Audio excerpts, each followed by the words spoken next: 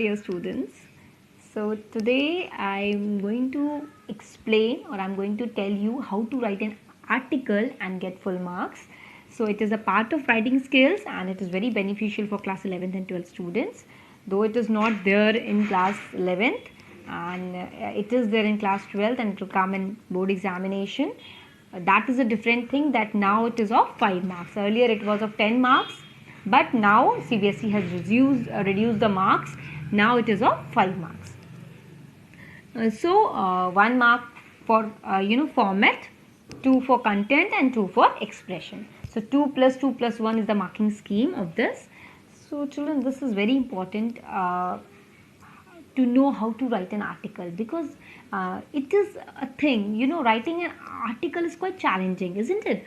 Because it involves a high degree of creativity, a wide vocabulary, a thorough knowledge of the subject, and a lot of organizational abilities, isn't it?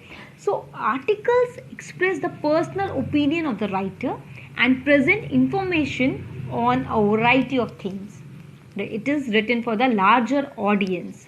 It should be published in either newspapers, magazines or in journals. So जो article होता है बच्चों, ये एक आपकी vocabulary बहुत enrich होनी चाहिए इसके लिए, बिकॉज हमें कोई भी टॉपिक दे दिया जाए, लाइक हम तभी लिख पाएंगे जब हमारी वोकैबुलरी अच्छी है, जब हमें पता है कि हमें क्या लिखना है, कैसे लिखना है. सो वोकैबुलरी एनहांस करना बहुत ज़रूरी है. जैसे if we have given save water or importance of outdoor game or gender discrimination, anything what I want in life. So you have to give your personal opinion, isn't it? So एक बहुत अच्छा तरीका होता है to get marks, because इसमें आपका कुछ ये कोई close end question नहीं है. It is an open end question. You can write whatever you want. Only there is a certain format, वो आपको बस ध्यान में रखना है. Otherwise you can write whatever you want to write. You have to enrich your vocabulary for that. So सबसे पहले हम समझेंगे कि what is the format for that. Okay, so first of all what you have to give, you have to give a catchy heading or title at the top. मतलब at the top you have to write the article name. You have to give the heading, like if the article has come on save water or what I want in life, or you can say students suicides on a rise. That is your personal views. You can write anything, whatever you want. So one topic has been given to you and you have to write it on the topic. So you have to give a catchy heading which will attract the readers, of course. And just after that, what you have to do, you have to write the name of the writer below it. That means you have to write the heading here. That means यहाँ जैसे आपने heading लिखी, just from this middle you have to write your name. You don't have to write your own name. But whatever the name is given in the question, if the name is not given in the question, you can write XYZ. After that, that is the only format of article, children. This will be of 1 mark. So that is the only thing you have to take care of for the format. If you will write this, you will get 1 marks, but provided that you will do the whole article. If you will only write format, you will not get marks for sure. Not a single mark you will get. So you have to write. If you want that 1 mark, you have to write something in that content or expression. You have to write something, then only you will get full marks in format. So after writing both of these things, मतलब catchy heading लिख दिया आपने, then you have written the name of the writer below it, then you have to split your subject matter in 3 to 4 paragraphs. You don't have to write in points, children. You have to split your paragraphs, 3 or 4 paragraphs you can sum up. You can change your paragraphs, but you cannot write in points. And how will you change the paragraph? You just don't change. आप line से ही लिखोगे, बस line change कर दोगे. If you have to change the paragraph, you will change the line. आप same line से बस नहीं लिखोगे, बस आपको इतना ही करना है. आपको whenever a topic is given to you, it is आपकी responsibility है कि पहले तो आप उस topic को समझे. You should read the question very carefully. Like अगर कुछ animal lovers के बारे में है, like you are I'm going to read out a question and you'll come to know, like if you will be asked that you are an animal lover and you want that cruelty towards animals to be stopped. You want that, so you have to express your views on that particular point of view. So you have to write one topic, then you'll have to write your name, then you have to start. सो कैसे start करेंगे? You have to introduce a new point at the beginning of each paragraph to strengthen your ideas. जब भी आप कोई paragraph, पहले बात तो जैसे ही आप अपना इंट्रो स्टार्ट करते हो तो that should be very emphatic, very effective. जैसे अगर रैगिंग एंड इविल के बारे में आप लिख रहे हो, ragging, so you will have to introduce that topic first of all. जैसे अगर मैं बोल सकती हूँ that ragging is a social evil which has spread to the educational institution and it has to be eradicated with a heavy hand, so that life of innocent students who fell victims to these evils can be saved. So you have introduced your point, isn't it? पहले आप अपने point को introduce करेंगे, उसके बारे में बताएंगे ये क्यों है, क्यों हमें इसे ख़त्म करना चाहिए या क्यों हमें इसे बढ़ावा देना चाहिए. You will introduce your topic, then you will elaborate that particular thing. तो जब भी आप अपना पैराग्राफ चेंज करोगे, जब भी पहली लाइन लिखोगे, it should be a new beginning जो आपके पैराग्राफ को स्ट्रेंथन करें. You have to adhere the word limit का ध्यान रखना है. It should be 150 to 200, not more than that. It will be very helpful for you if you use linkers अगर आप यूज करेंगे, जैसे however, therefore, although, etcetera. Coherent composition बनाने के लिए you can write all those thing like so. If जैसे आप कुछ भी लिख रहे हो, अगर आप लिंकर्स ऐड कर देते हो ना, तो वो आपके कंटिन्यूएशन को ब्रेक नहीं करता है. Do not add too many quotation. That I always used to say this because it takes away the essence of the article. So अगर आप बहुत ज़्यादा quotations लिख देंगे, जैसे बीच में बहुत quotations लिख लेंगे, because वहाँ पे आपको अपने खुद के views express करने हैं. You can write one or two if you want to, but I will always say कि do not write too many quotations. Only one is more than enough in the beginning or in the mid, wherever you want to write. Because if you write too many quotations ना, तो वो एकदम learned article लगेगा. और article should be practical, should be creative. ऐसा लगना चाहिए कि आपने खुद दिल से लिखा है, वो रटा हुआ नहीं लगना चाहिए कि आप कहीं से रट के आ गए और आपने लिख दिया. इसके अलावा एक और चीज़ बहुत ध्यान देनी है आपको. You have to cover all the given value points. जितने वो वैल्यू पॉइंट्स दिए उन्हें कवर करना है आपको. जैसे आप कोई आर्टिकल आएगा या फिर अगर आपका कोई भी टॉपिक दिया जाता है, तो उस टॉपिक के बारे में 5-10 आपको हो सकता है, इट कैन बी पॉसिबल, हो पॉसिबिलिटी है, और नहीं भी हो सकती है. ऐसा भी हो सकता है कि सिर्फ आपको बोला जाए कि ragging is an evil, you have to express your views on that, write an article and express your views. You are whatever name should be given, जो भी नाम दिया है, ठीक है, in 150 to 200 words you have to write on that particular topic.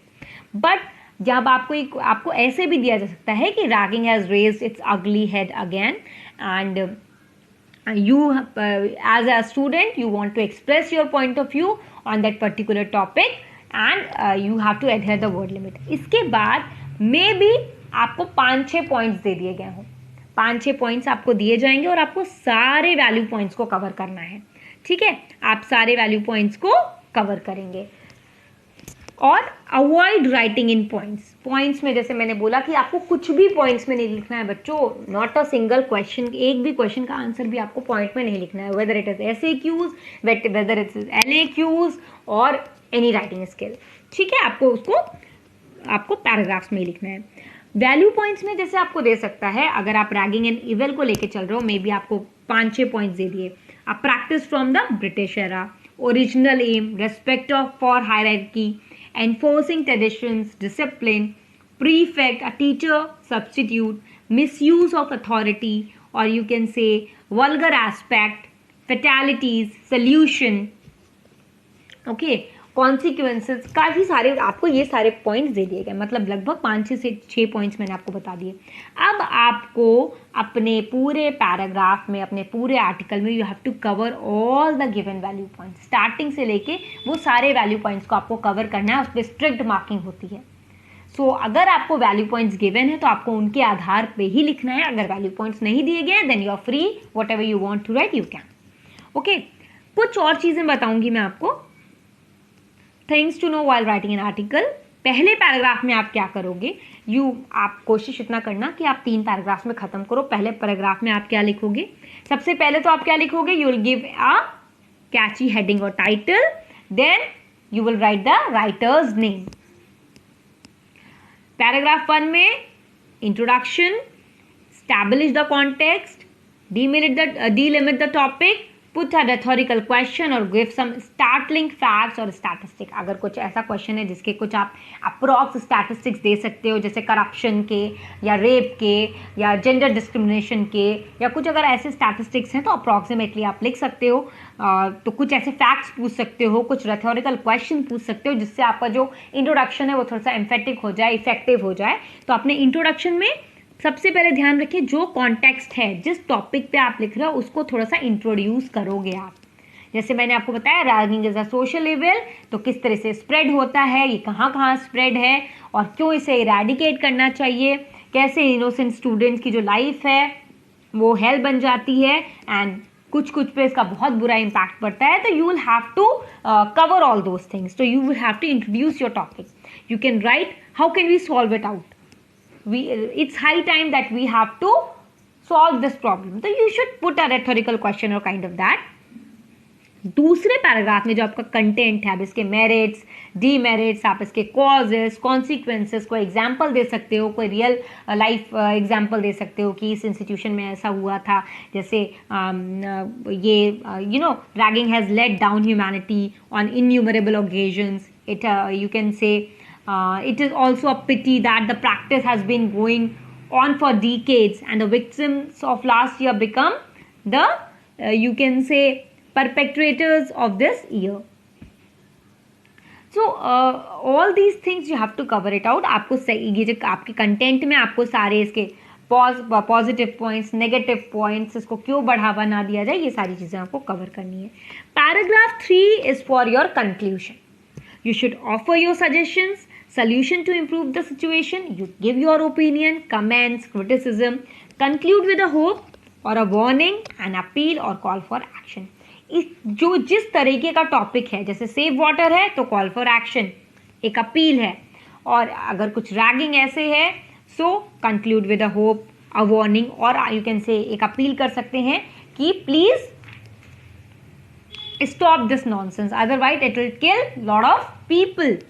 So many students are committing suicide because it becomes ragging overpowered them because they're scared of ragging, so they don't want to see anybody.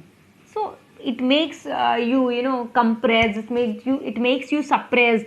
इसका बहुत बुरा effect पड़ रहा है बच्चों पे, तो ये सारी चीज़ें आपको इसमें करनी है. तो I think this is clear to you. This was my only effort to make you understand, because we are hardly giving attention towards writing skills, and these are the basic things, and this is so very important because writing skills सबसे ज़्यादा important होती है English में. अगर आपके life में आपको lessons जो आपने पढ़े हो वो भले ही भूल जाएं, बट जो आपको हमेशा लेटर कोई ना कोई टाइप करना पड़ेगा अपनी लाइफ में, नोटिस टाइप करने पड़ेंगे, you have to write an article, आपको बहुत सारे, आप किसी भी इंस्टीट्यूशन में हो आपको रिटन वर्क करना ही पड़ेगा. और now a days everything is जो भी आप रिटन वर्क कर रहे हो वो इंग्लिश में ही होता है. तो you have to enrich your vocabulary. आप रीडिंग हैबिट्स बढ़ाइए अपनी, और रेगुलर बेसिस पे you just read something, then only you will able to enhance your vocabulary. जैसे एक नॉर्मल वर्ड के और क्या सिनोनिम्स हो सकते हैं, और कितने अच्छे तरीके से हम, जैसे हम डिस्गाइज को कैमोफ्लॉज कह सकते हैं, या अगर हम एक मिथ को होक्स कह सकते हैं. तो ये सारी चीज़ों को हमें अच्छे से ध्यान देना है, and we have to enrich our vocabulary.